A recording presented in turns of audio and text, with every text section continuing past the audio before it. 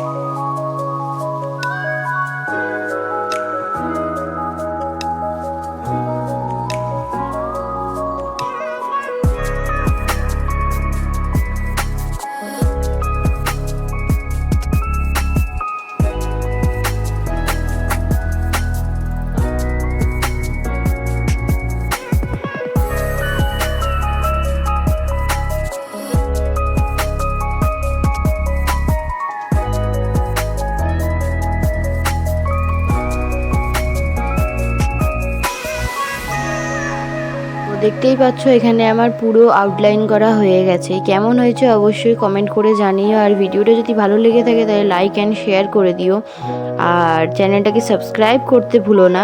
তো দেখা হচ্ছে তোমাদের সাথে নেক্সট ভিডিওতে। সো আজকের মতন টাটা।